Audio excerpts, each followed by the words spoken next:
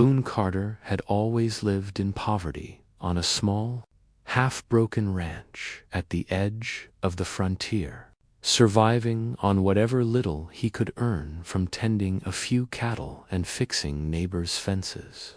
But the night he heard the storm howling through the valley changed his life forever. While most men would have stayed inside, Boone grabbed his lantern and stepped into the rain when he heard terrified screams rising from the swollen river. Rushing toward the sound, he found two native children being torn apart by the violent current, clinging to a broken tree branch that looked ready to snap at any moment. Without thinking of his own life, Boone threw himself into the freezing water, letting the river drag him down before he fought his way toward them.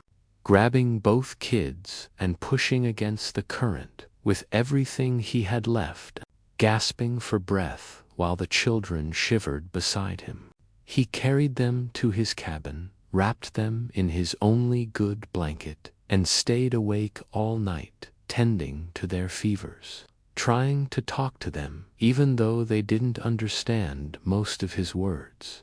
By dawn, he hoped the worst was over until he noticed the girl drawing a strange symbol in the dirt again and again, her tiny hands shaking, while the boy kept staring at the horizon with eyes full of dread, as if he expected the world itself to come riding down upon them. Moments later, the ground began to tremble under Boone's feet, followed by a distant thunder that grew louder and heavier with every passing second. When he stepped onto his porch, he froze in disbelief as more than 100 mounted warriors emerged from the rising sun, their silhouettes stretching across the plain like a moving wall of judgment. They rode fast, forming a wide circle around the ranch, their spears upright, their faces painted for war, their eyes cold and unreadable.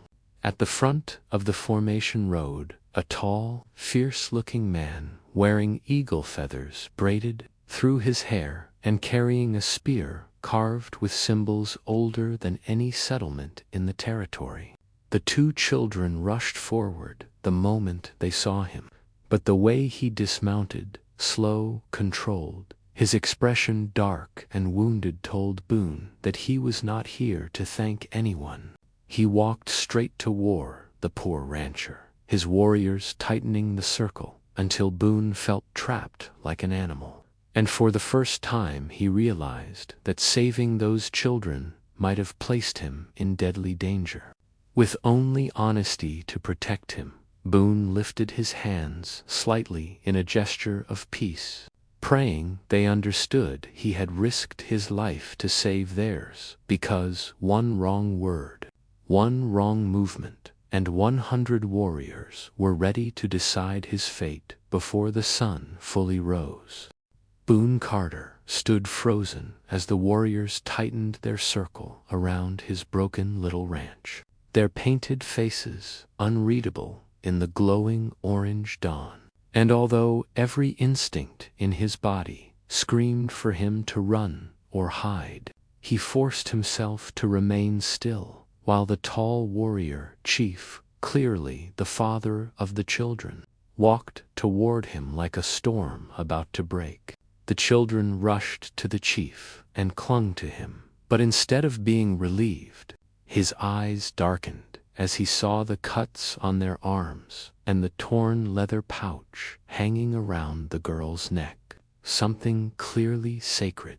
The chief's deep voice echoed through the silence as he spoke in a language Boone couldn't fully understand, but the meaning was painfully obvious. He believed the rancher had harmed or kidnapped his children.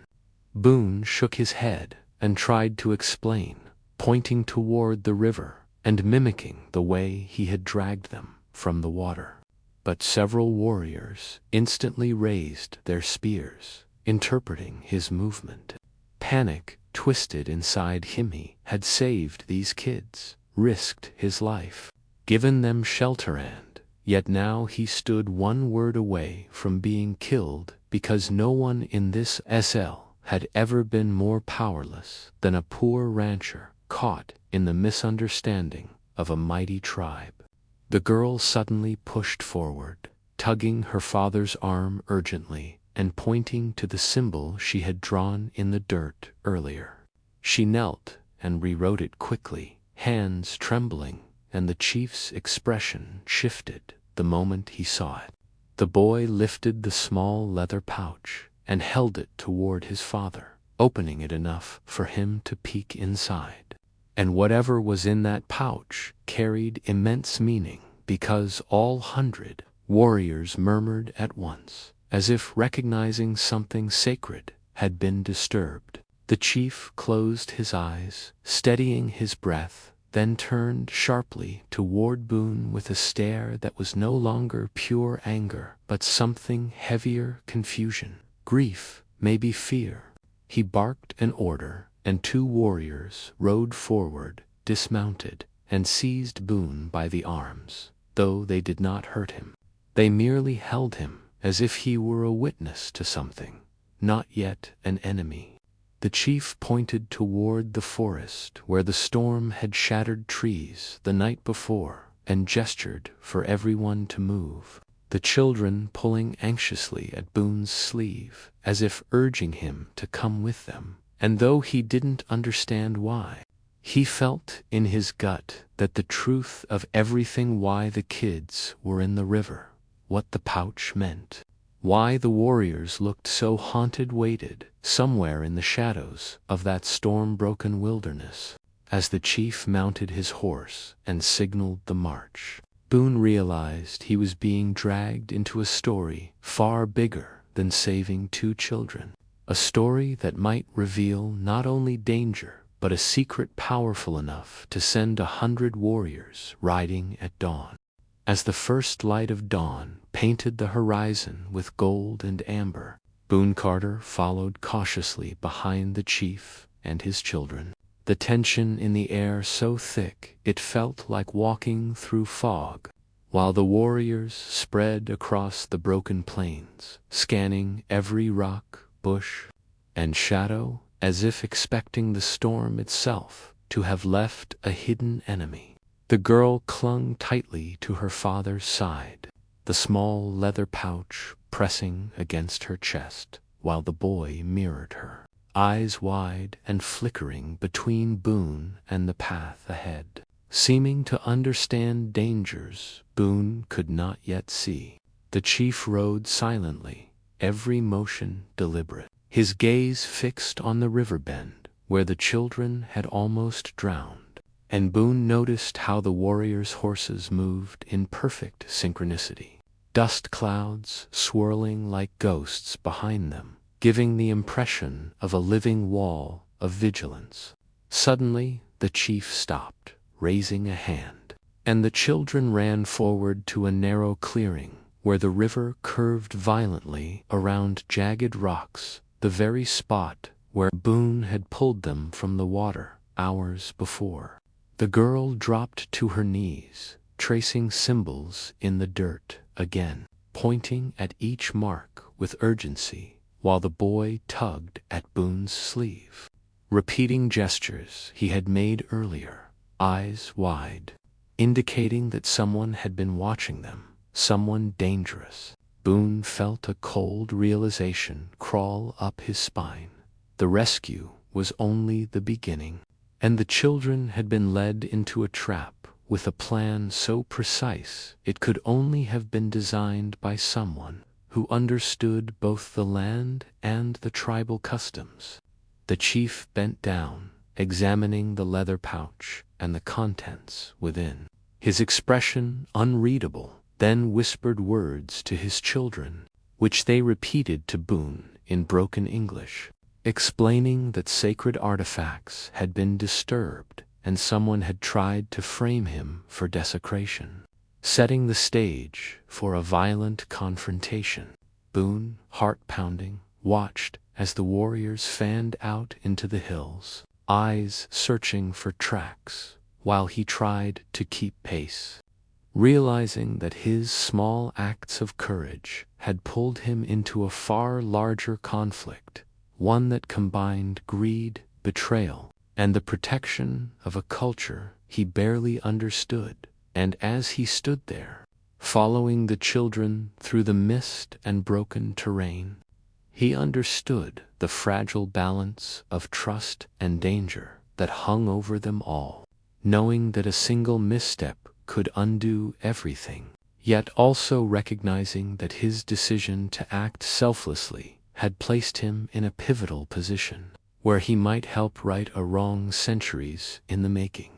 The morning sun climbed higher, casting long shadows across the riverbank as Boone Carter followed the chief and the children through the broken plains, tension tightening his chest with every step, knowing that the slightest mistake could turn the 100 warriors surrounding him from guardians to executioners. The children led the way, their small hands pointing at subtle marks in the dirt and broken branches, retracing the path of someone who had manipulated them into uncovering sacred objects. And Boone realized that their earlier rescue had only placed him in the middle of a carefully planned trap, designed to punish him for an act he had no choice but to perform.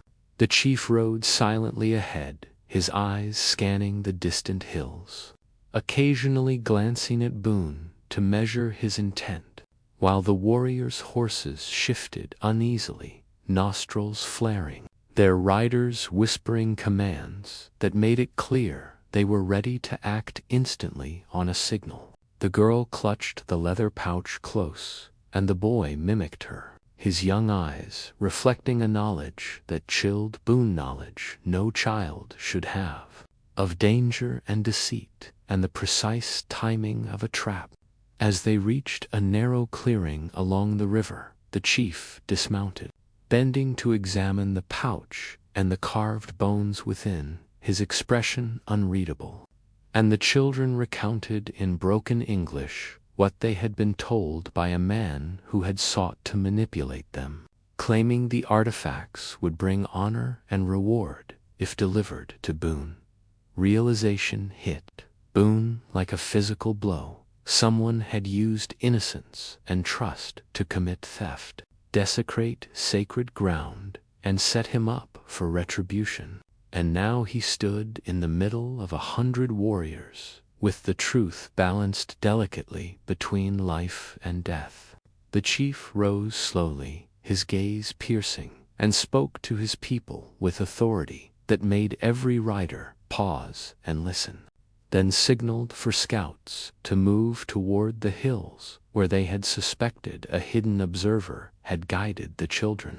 And Boone followed, heart hammering, realizing that his role had shifted from rescuer to crucial witness, protector, and mediator in a conflict he barely understood.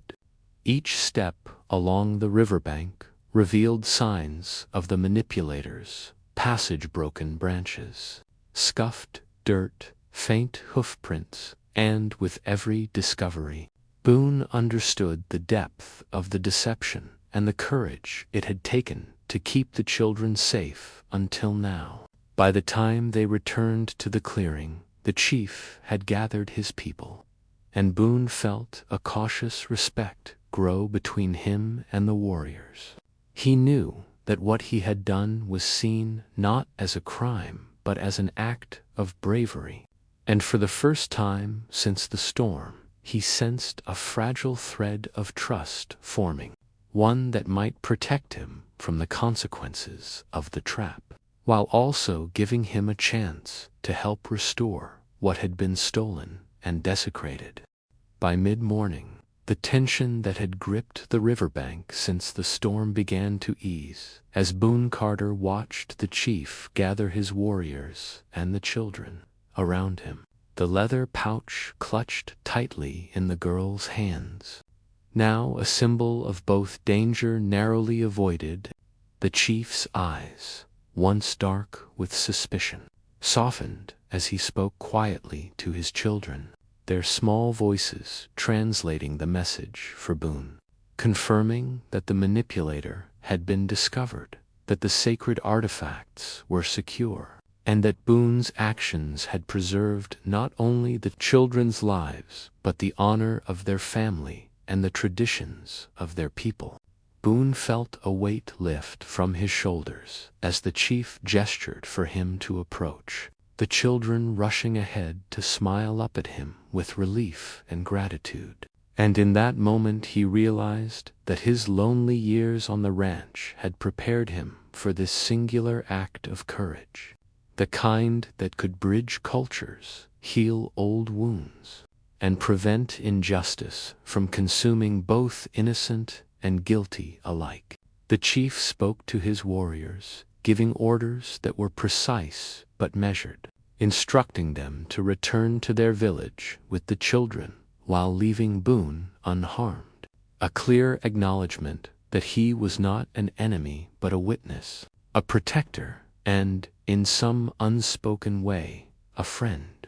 As they walked back toward the cabin together, the girl and boy chattered about the river, the storm, and the symbols in the dirt, their excitement tempered by the lessons learned about danger, trust, and courage, while Boone smiled and nodded, realizing that the lessons had traveled both ways, that he had learned as much from these children and their people as they had from him. By the river, the chief handed Boone the pouch and its contents for safekeeping, a gesture of respect and gratitude that made the rancher's heart swell. The children splashed in the shallow water, laughter echoing across the valley, their presence a living reminder of the lives that had been saved and the bonds that had been formed in the aftermath of chaos. Boone looked around at the restored riverbank, the mist rising over Devil's Bend, the warriors mounting their horses for the journey home, and he understood that sometimes courage was more than risking life in a single heroic act. It was also the patience to face fear, the wisdom to act honestly, and the humility to accept trust when offered. The chief paused, placing a hand on Boone's shoulder, and with a nod of approval that carried authority and warmth, made clear that the rancher was now part of their story, a bridge between worlds, and that the river, the children, the storm, and the 100 warriors had all conspired to bring about an unexpected but profound union of lives and cultures. For the first time in years, Boone felt a deep sense of belonging, knowing that he had not only saved lives but had helped protect a heritage, honor a family, and ensure that the wrongs of manipulation, greed, and deceit would not go unchallenged. As the sun climbed higher, warming the river and the plains, Boone Carter, once a poor and lonely rancher, realized that sometimes the storm brought more than danger. It brought purpose, family, and the courage to stand for what is right. And in that quiet dawn, with the children laughing and the warriors riding home, the frontier felt wide enough to hold justice, mercy, and hope all at once.